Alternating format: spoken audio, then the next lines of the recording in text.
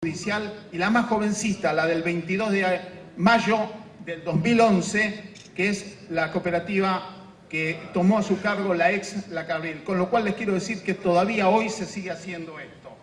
Simplemente, y a los que les interesa el tema, les recomiendo ver la página web del diario Página 12 del 10 de junio del 2002, donde en un artículo que escribe magistralmente Miguel Bonazo, relata la gesta heroica donde trabajadores, asambleas y la gente del barrio colaboró para recuperar una fuente de trabajo. Nada más, y los dejo con Florencia.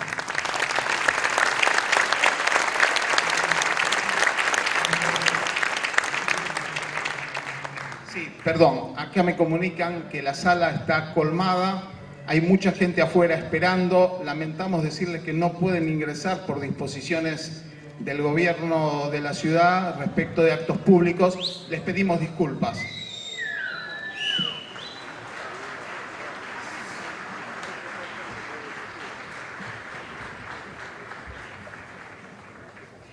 Bueno, buenas tardes, un enorme gusto para mí estar acá para la Facultad de Periodismo, un enorme orgullo estar acá con estos grandísimos periodistas, con este gran editor en este contexto histórico. Un orgullo y una enorme responsabilidad que en principio me carga de muchísima timidez, y vamos a ver qué hacemos con eso. El género de las presentaciones, Víctor Hugo ha hecho cosas de lo más interesantes también en presentaciones de libros, pero está lleno de libertad, ¿no? Y entonces esto, en primer lugar, me hace plantear, aunque sí claramente está en el libro, y que es un enorme agradecimiento a Víctor Hugo y al papel que ha jugado en estos últimos años y a lo largo de toda su trayectoria para hacer de la comunicación en nuestra región y particularmente en este país un derecho para todos y no solamente un bien que se compra y que se vende en el mercado. Pero además, Víctor Hugo, lo sabemos, se han venido desde Rosario hasta acá, ¿no? O sea, de todo el país lo sabemos. Víctor Hugo ha sabido crear en este momento histórico, 15 años después de cuando ha sido escrito, ¿no? 15, 16 años después de cuando ha sido escrito. No solamente por este prólogo, un encuentro con lo otro que no es esto que dicen los medios durante los 90, esto que están mostrando como la única realidad posible. Y es así que entonces escribe un libro donde, haciendo esta relación que tanto le cuesta a la sociología entre estructuras y entre una familia, de un padre, de su hijo, de su hija, ¿no? Es una hija de la familia, de este que se queda sin trabajo, escribe la historia del trabajo que se ha roto, ¿no? Este que pierde un trabajo que había organizado su vida y se transforma en un número, pierde el nombre propio, ¿no? El nombre propio. En este libro, Víctor Hugo cuenta la historia de la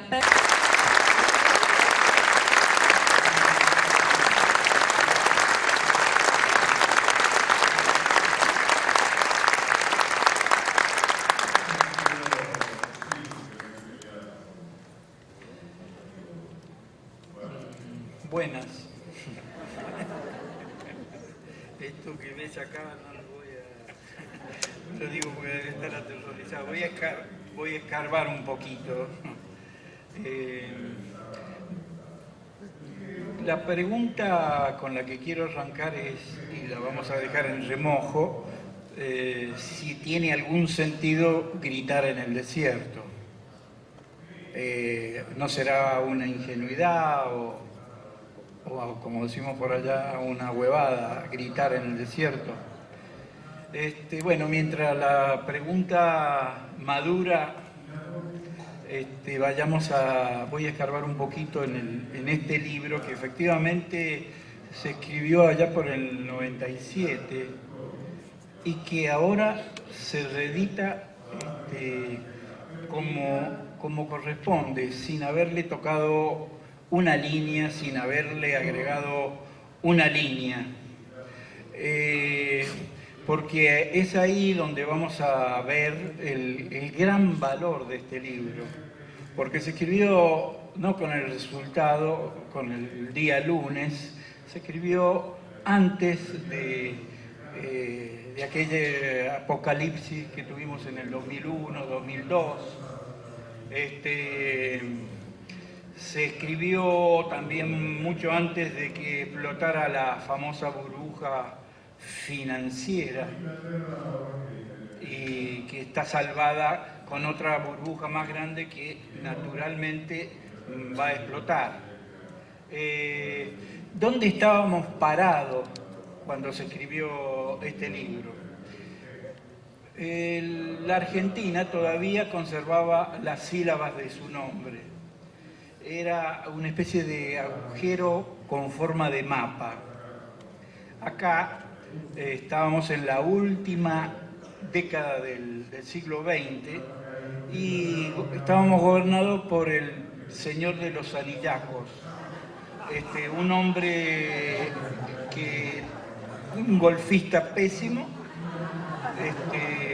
y de lenguaje invertebrado, pero ganó 3 elecciones, lo cual se debe a una sociedad un tanto distraída y muy sembrada por los medios de descomunicación.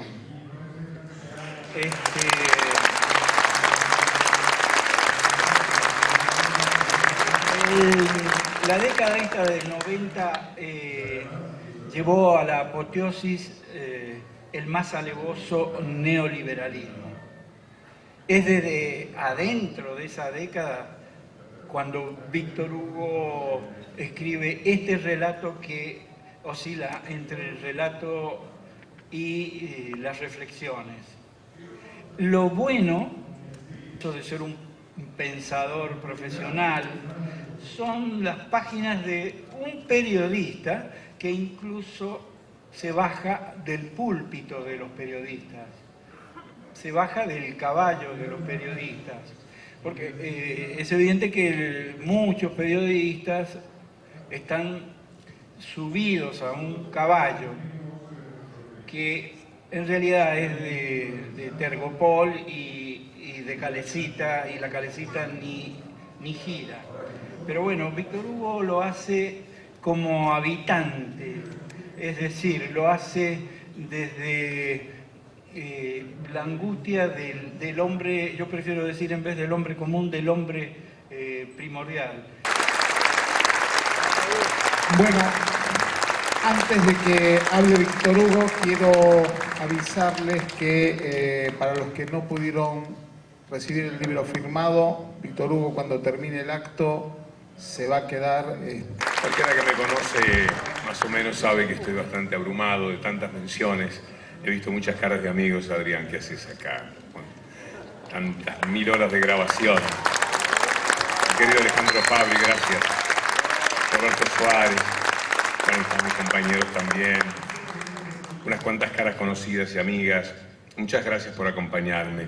Amigo, cuando la vida para mí era la fotografía del manco de Teodolina en el Gráfico, sabe de qué le hablo. Un gran jugador de pelota. En mi pueblo se jugaba la pelota, se timbeaba muchísimo a la pelota. En aquella época yo no tenía problemas. Era un muchacho pobre, clase media, tironeada para abajo, pero la cosa iba bien. E iba bien porque no se me ocurría jamás que mi padre iba a perder el trabajo. Eran tiempos en los cuales teníamos certezas que ni siquiera sabíamos que eran parte de nuestra vida. Mi padre tenía trabajo, vivía con dignidad. A mediodía solía contar, ese hombre modestísimo en otros atributos, pero muy digno, solía contar que el jefe le había pedido algo que no le correspondía y le dijo: yo no lo tengo que hacer y no lo voy a hacer. Y a mí me gustaba ese discurso, me gustaba esa rebeldía. Después, con el tiempo, supe que eso era no tener miedo a perder el trabajo, porque no lo teníamos. En los años 60, cuando yo era un preadolescente, no trabajaba mi tío Pocho, que era Aragán. Era un diablo, un bandido. Pero no trabajaba por eso, no trabajaba el que no quería de verdad. Era un tiempo maravilloso donde las dignidades de las personas nosotros las discutíamos en otro plano. En los años 60, 60 y pico, cuando empezábamos a militar en la política, decíamos, ¿cómo un hombre va a vivir poniendo el mismo tornillo 8 horas? Fíjese qué cambio, que 40 años después la dignidad pasaba por, aunque sea, tener la posibilidad de poner un tornillo esa cantidad de veces, porque lo que se necesitaba era trabajo. Lo que ocurrió en los años 90 fue una salvajada de la que yo estaba un poco al margen. Eran años fantásticos del fútbol a través de la radio, lo sabe Alejandro. Después vino la televisión y somos especies de últimos mohicanos hoy día. Pero en aquella época el fútbol era un fantástico negocio. Hice la base de una situación económica sumamente próspera, inimaginable para mi origen. Pero a mi alrededor lo que había era un tembladeral. Y yo empecé en el año 95-96, le di unos apuntes a Rodolfo, por eso tiene tanta autoridad para hablar del libro, como la tiene Florencia, porque fue de las primeras personas que cuando yo leía hace poco algunos tramos en el libro llamó y dijo, yo quiero ese libro. Le di a Rodolfo unos escritos muy humildemente, con la autoridad de que yo lo he leído tanto a él, digo que le cuesta leerme estas 30 o 40 páginas que yo en aquel momento tenía escritas. Me iba a la UNICEF, me iba a distintas entidades, pedía datos, los recababa, tomaba nota, porque me daba cuenta que el mundo se estaba cayendo a pedazos. Venían mis hijos del colegio y decían, José no puede venir más al colegio, porque el padre lo tuvo que sacar porque no lo podía pagar. En aquellos años, Alejandro lo recuerda muy bien, clubes como Ferrocarril Oeste, que eran la síntesis de la clase media, se evaporaban y se perdían, por suerte no para siempre, porque el ser humano tiene el espíritu de lucha de esa fábrica recuperada. A mí me tocaba ver, por ejemplo, había al lado un gimnasio y yo sabía que a la chica preciosa que habían echado 15 días atrás, la habían echado porque no había querido salir con el dueño de ese lugar, o con el gerente. Y veía una cola, un día salgo de la radio y me encuentro con una cola como de 60, 70 chicas, porque habían puesto un aviso, la desesperación por ese trabajo, por 600 pesos que les pagaban, creo que esa era la cifra, para que a los 15 minutos el gerente o el dueño o el que fuese, el que la iba a tomar, le estuviese diciendo piropos frente a los cuales esa chica tenía que plantarse en dignidad o entregarse a los designios vergonzantes de pensar que un trabajo tiene que ser al mismo tiempo un chantaje para poder seguir adelante. Y era en la transmisión de fútbol un anunciante de una fábrica que se llamaba Diporto. Yo iba mucho a Diporto porque nos contrataba y nos llevaba con Néstor Ibarra a dar charlas por toda la provincia de Buenos Aires. Y yo iba algunos mediodías y veía cómo 300 personas por lo menos se sentaban a las mesas y el libro tiene un poco en su contexto y en su historia esa etapa de mi vida, cómo había un canto a la vida, un descanso en el que yo percibía, miraba a alguien que joven miraba a una chica y se cruzaban una mirada intencionada y yo descubría detrás de todo eso pequeñas historias que son las historias de cada uno de nosotros en el ambiente donde nos movamos. Pero aquello empezó a terminarse y la fábrica bajó sus puertas y el barrio que vivía con las 400 personas que entraban y salían tantas veces al cabo del día y hasta el kiosco de la esquina al que hago referencia en el libro, que tenía una clientela fija, todo eso se apagó y la calle que era, la calle Portugal, un pasaje, la calle que era una peatonal como la Valle, se quedó vacía. Y una vez pasé y dije, no puede ser que esto haya ocurrido, que nos lo hayan hecho de esta manera. Nos lo hayan hecho de esta manera, los mismos que nos lo quieren hacer ahora. Porque de esto se trata el libro, de contarle sobre todo a los muchachos en la que estábamos metidos en los años 90 y que los mismos que lo hicieron posible quieren volver a aquello. Y yo les quiero decir a los muchachos del libro, no lo permitan, no lo permitan. Cuando le hablan a ustedes de que no están dejando entrar libros, hagan una buena lectura de lo que está pasando en cuanto a no dejar entrar libros. ¿Qué es lo que no están dejando entrar? El trabajo que tienen los muchachos de la fábrica recuperada para poder plantarse en la vida y para poder seguir trabajando. Nos han enseñado a leer diarios en los últimos años, porque de alguna manera hemos tenido que reaprender qué es lo que hay detrás de un título de una noticia.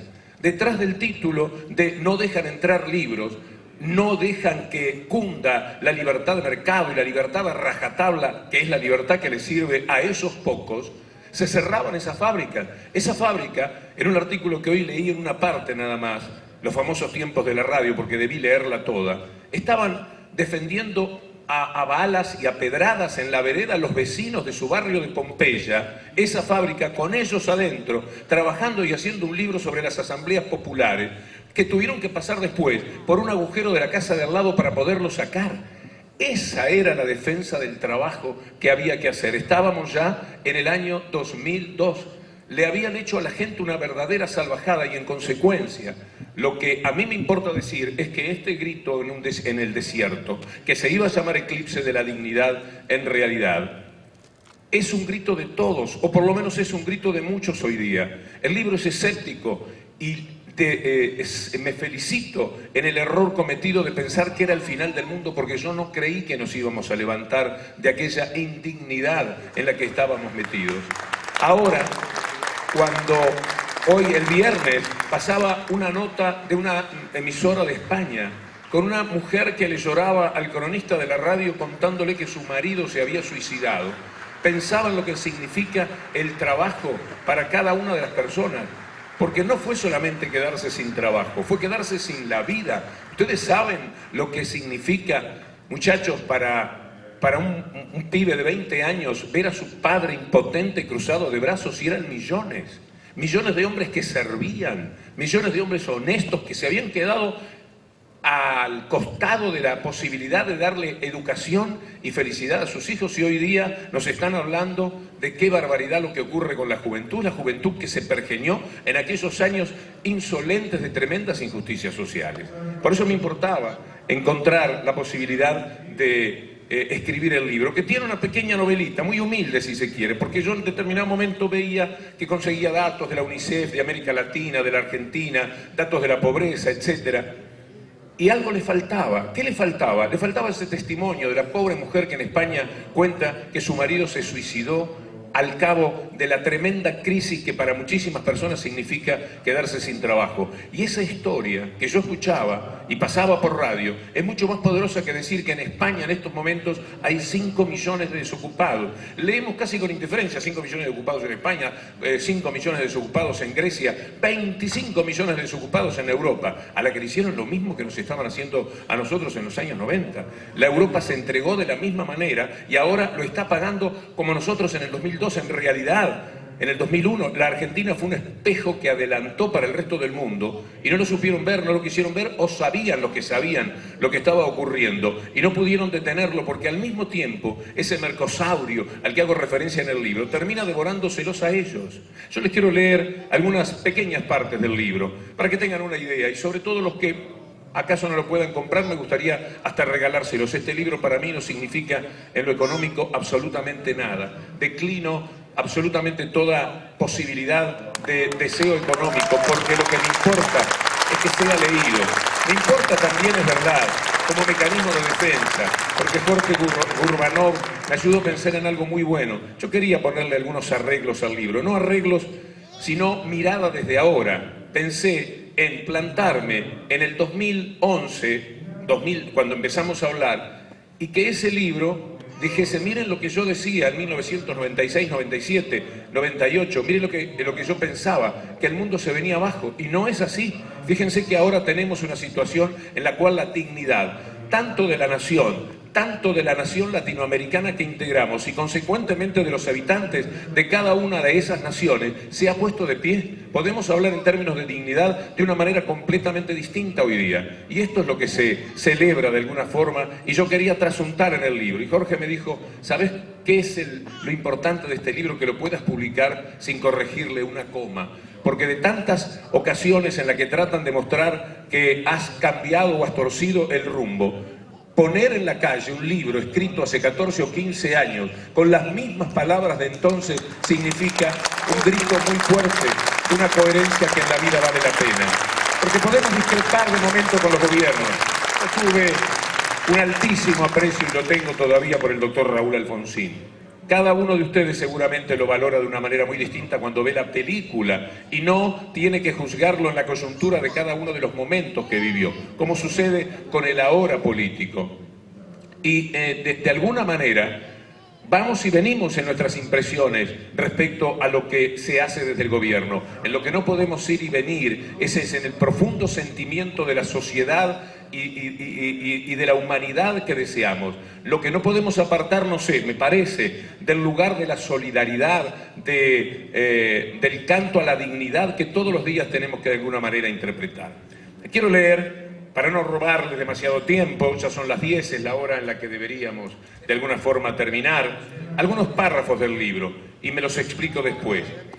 Sobre los políticos, decía, el tema pasa por la dignidad. Y no son los economistas los que pueden ocuparse del asunto, porque no les compete. Entonces podría ser en la esfera de la política, pero es tan pequeña porque aquello ocurría con la política. Era nada, la política prácticamente no existía. Pero es tan pequeña que ya no puede abarcar tales cuestiones, porque ese hombre que pasa frente a las tropas, hablaba de un potencial presidente, con aire de prócer, es nada, porque la política y los hombres de la política para mí eran nada. Mientras la televisión nos muestra ese mundo de apariencia, en un impersonal hotel de alguna ciudad, arriba en un piso alto, por unas horas, otro señor coloca unos papeles sobre la mesa, recaba algunas firmas, cena sin excesos, cierra su maletín, pregunta, che, ¿quién es ahora el presidente acá? Dice, ah, sí, bueno, y se va a dormir lo antes posible, porque su avión parte mañana temprano. El mundo era una cosa que estaba organizada permanentemente desde afuera.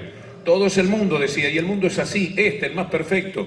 Ya quedó demostrado que lo demás, como decía Florencia Saintú, cuando se produce la implosión del mundo comunista, lo demás era un fracaso. Y los economistas lo dicen desde una lógica que se ha vuelto irrebatible, frente a la que nada pueden ya datos irrelevantes. ¿Qué quiere que le haga? Dicen mientras clavan sus pupilas en los decadentes humanistas que fastidian con esas angustias de las organizaciones internacionales creadas por un conjunto de valores. Y como una forma de expiación, de reparación, les otorgan una leve voz, pero les vetan las mínimas insinuaciones de hacer algo antes de que sea tarde. Hablaba de los pobres. Los viejos pobres están muchísimo más pobres, dice el libro, pero nunca importaron demasiado. El sistema en líneas generales siempre sobrellevó el estigma, pero la clase media sostiene el sistema, le da un sentido. Perderla donde existe es muy grave. Los gobiernos se asustan, por ningún motivo relacionado con ideas humanistas, pero claro, sí por cuestiones recaudatorias, de imagen, de seguridad, y cuando se asustan, ruegan, se ponen de rodillas, amenazan, y las empresas se les ríen en la cara, porque un gobierno les dice a las empresas que no abusen. Cuando un gobierno les dice a las empresas que no abusen, ese gobierno está diciendo que no tiene el control de nada. Las reglas de juego se hicieron a pedir de las empresas, por eso esas ni se inmutan, y si algo conceden es negociando ventajas mayores por otro lado. ¿Cómo no voy a aplaudir que ahora las empresas les pongan las reglas de juego desde el lugar de nosotros y en representación de nosotros? Sobre los aspectos, los economistas que eran los dueños de todo y que permanentemente están queriendo volver a ser los dueños de todo, basta prender la televisión y determinados canales en especial. Casi burlones, los políticos asumen alguna responsabilidad. No advirtieron o no les han avisado que ya no tienen el poder. El mundo es un asunto económico y dicen que la economía de los países crece. El hombre común tiene derecho a saber que el crecimiento debe estar en algún sitio muy remoto respecto de sus urgencias. Al diluirse la responsabilidad de la política en aras de la economía, el mundo ha quedado en manos de grupos de señores que no están obligados a una ética de servicio, como la que deberían tener los hombres que representan a los pueblos. La dictadura de los economistas provoca un aumento de las endémicas taras sociales de la región, pero avaladas por las democracias, por el voto y por los libros de las leyes que contienen todas las correcciones que fueron siendo de la conveniencia de los nuevos protectores. Ahora le llaman seguridad jurídica. Pasado el tiempo lo que quieren es la famosa seguridad jurídica. Las noticias detallando espantos parciales disparados por la singular estratagema son discutidas dentro del contexto, otra salida no hay. Los gobiernos militares dejaron de rodillas para siempre al hombre latinoamericano. Aquí está el error, gracias a Dios, no era para siempre. Por eso yo lo hubiese querido cambiar, porque esto está equivocado. Los gobiernos militares dejaron de rodillas para siempre al hombre latinoamericano, no es así. Y la ansiedad de los políticos por acceder al poder impidió la debacle de las gorras. Los políticos se sentaron a pedir su oportunidad y los otros dijeron que sí, pero pusieron sus propias condiciones. Esto va sobre todo para América Latina, porque la Argentina, esa era una fortuna que no fue aprovechada debidamente en el momento oportuno, no tuvo que negociar con la dictadura de alguna manera se fue, eso sí, siguió vigente y poderosa y hubo que darle muchísima pelea después, pero no participó de una negociación que algunos países de América Latina lamentablemente tuvieron que llevar a cabo para poder volver al poder político. Y yo me preguntaba, ¿por qué quieren el poder político? Si van a estar para siempre acollarados. Fíjense ustedes que hay países que recién ahora, países extraordinariamente importantes en la historia política como el Uruguay o países como Brasil, recién comienzan a transitar lo que en la Argentina ya es veteranía. Ya abrimos los diarios y ya no sé cuáles son las noticias, están como de alguna manera mezcladas, el ayer, el hoy, todos los días tienen que dar la cara y dar explicaciones y están presos. Esto es algo que se ha podido hacer grandiosamente en todos estos años.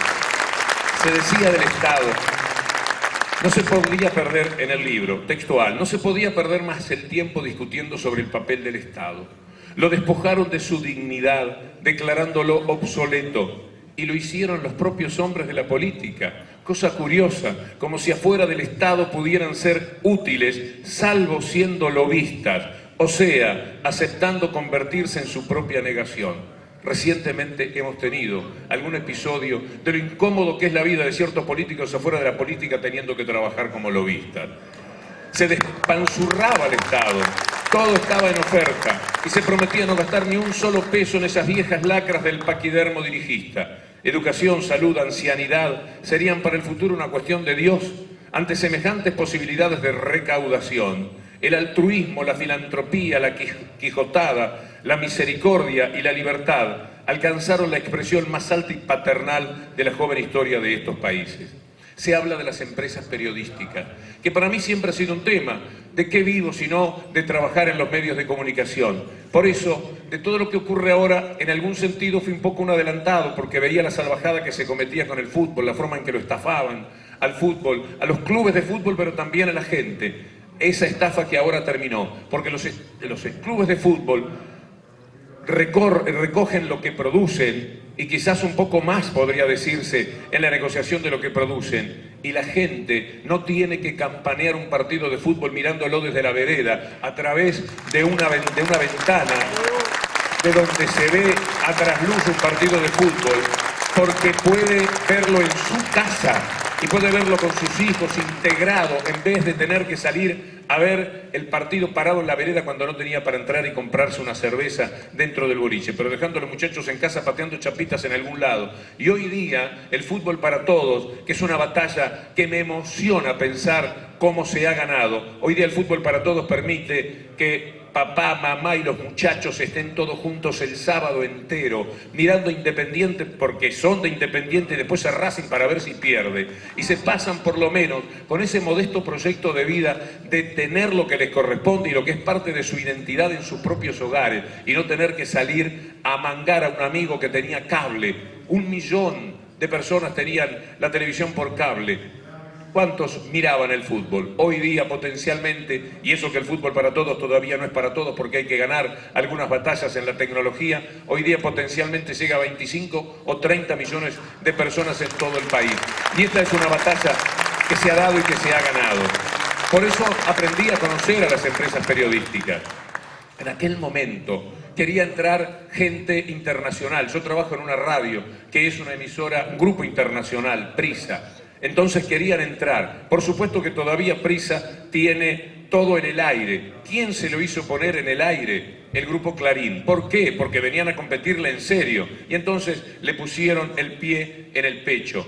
De todas maneras, yo creo que sería bueno que cada empresa periodística defienda un poco más directamente sus propios intereses. Fíjense ustedes lo que se presentó en este diferendo de Argentina y España para una empresa periodística que se corresponde con intereses españoles, dentro de la cual me tocaba estar a mí, pero debo decirles que por suerte, sin que nadie me dijese que podía decir o no decir algo, y nadie me pedía que dijese nada. Esto como reconocimiento del valor que a veces puede tener o darse una empresa, pero esto también marcando la dificultad que significan los intereses globalizados del mundo, que en algunos sentidos son altamente no convenientes. Entonces venían empresas de afuera que querían comprar los medios, y los medios que habían traicionado todo en la Argentina, los medios que le habían dicho sí, como no al libre mercado, sí, como no a la libre empresa, sí, como no a la privatización, ahora decían no pueden venir de afuera. Venían de afuera para quedarse con todo, con la electricidad, con el gas,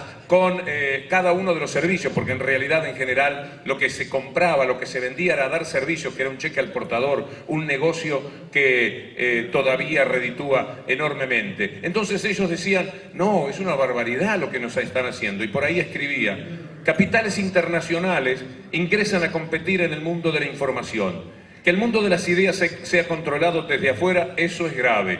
Sacar o poner un ministro no, o que un mal día fueran decisivos para que alguien llegue a presidente de la República, era ya una posibilidad. Presionar gobiernos para obtener ventajas en otros negocios, algo ya observado muchas veces.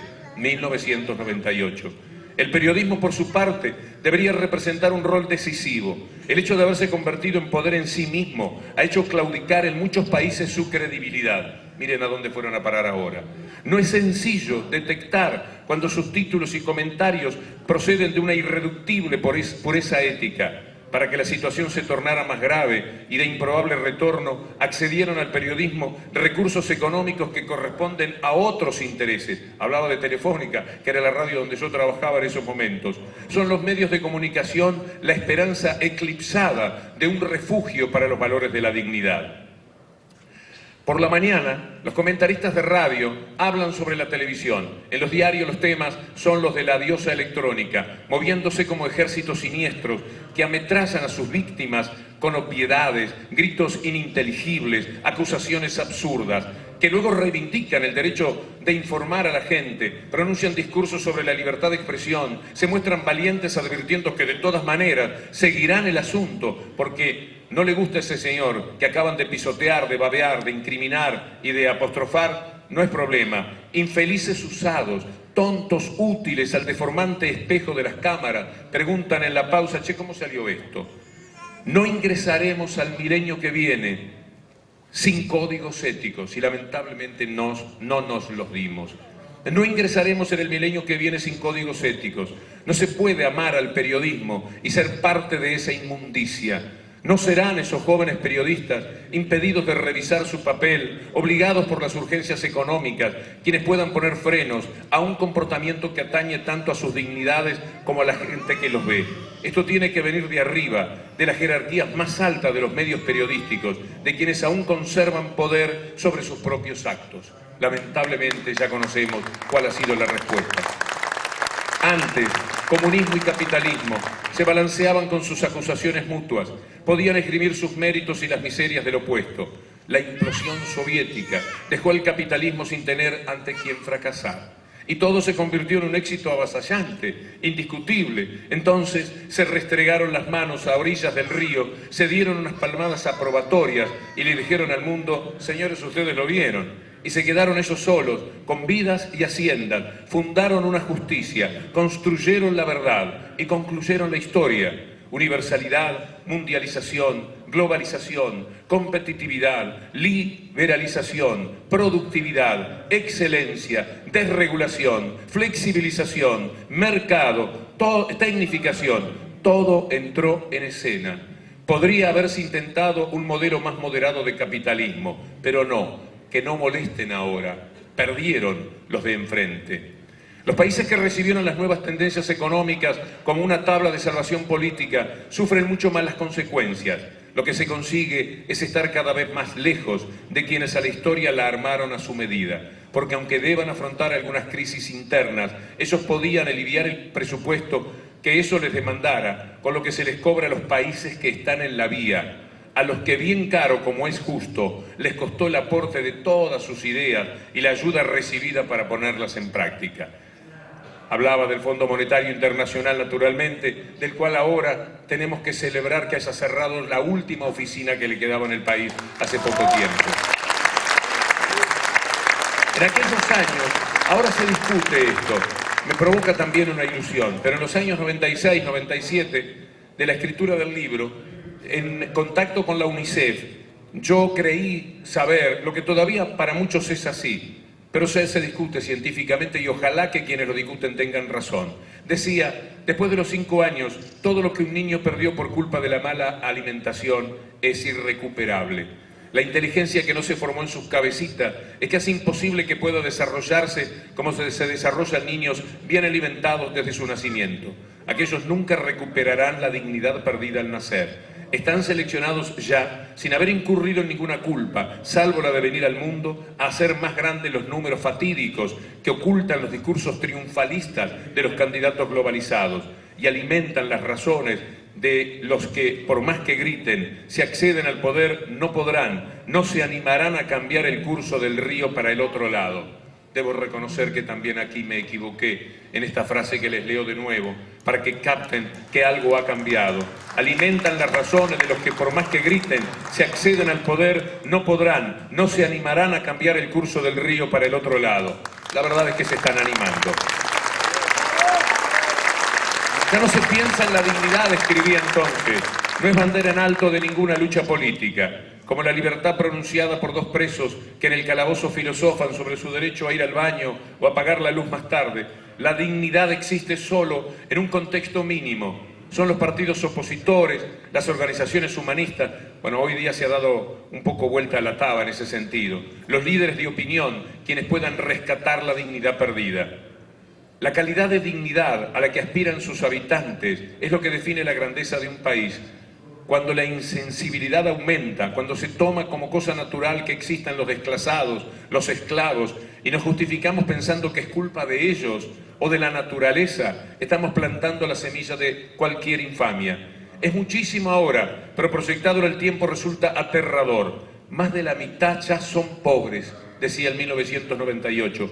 Pero entiéndase de una vez, pobres no es una palabra. Pobre es un alguien despojado de sus dignidades, que no come, que no trabaja, que no estudia, que muchas veces muere al nacer o muere su mamá.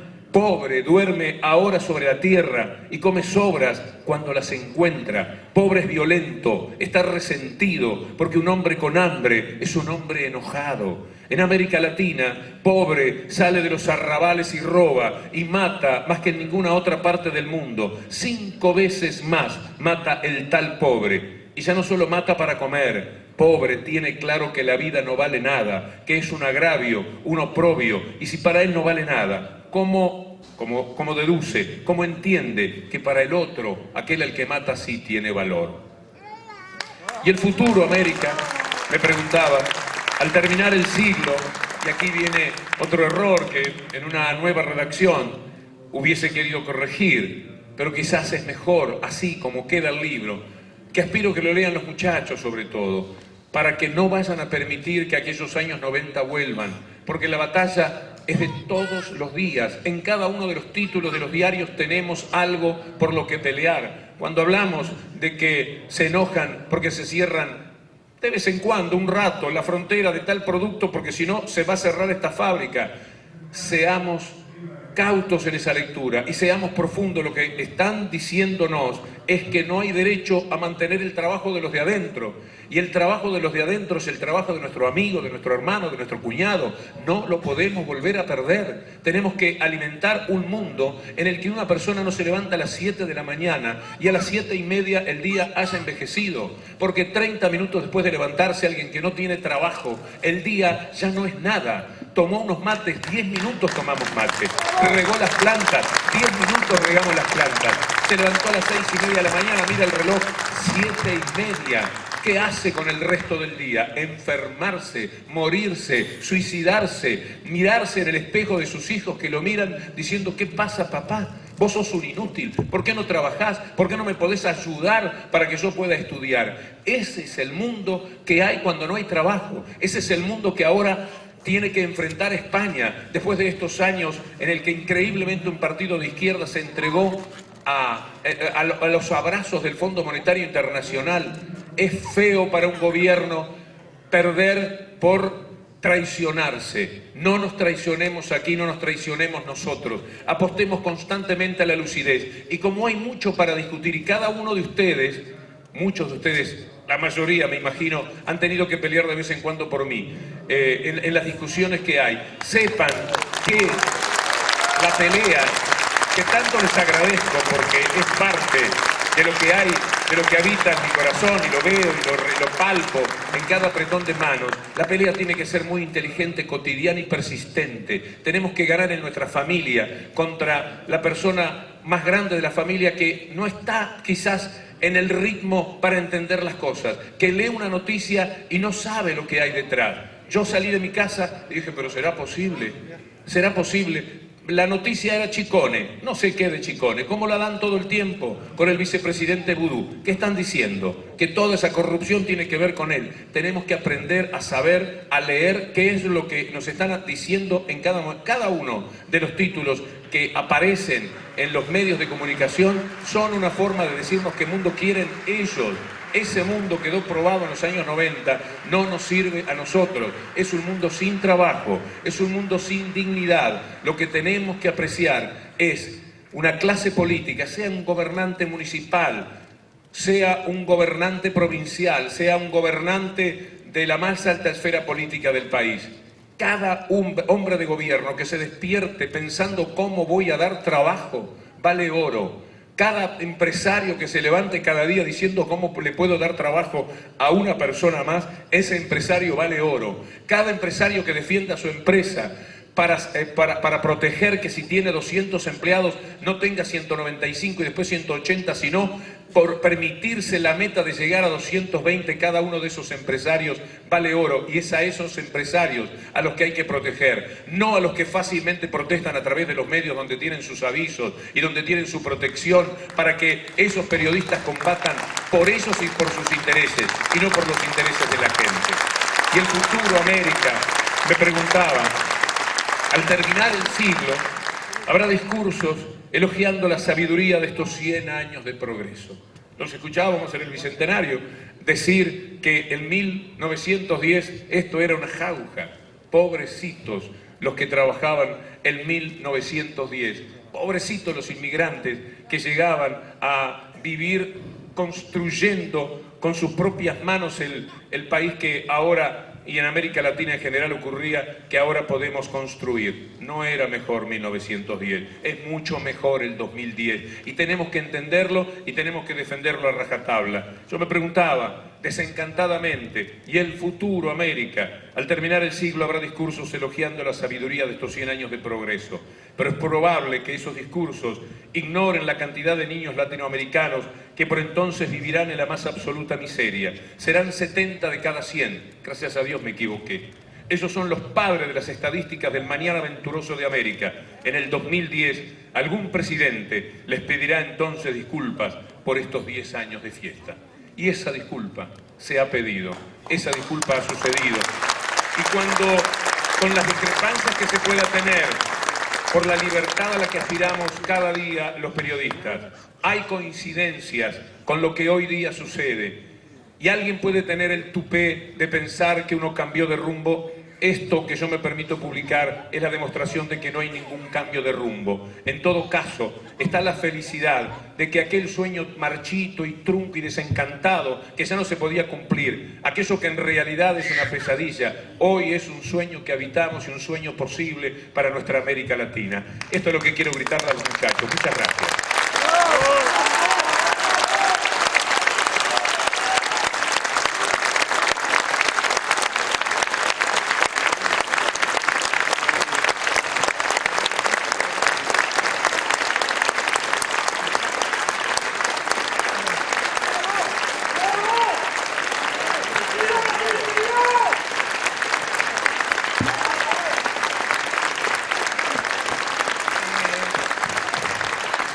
Bueno, quiero agradecerle desde ya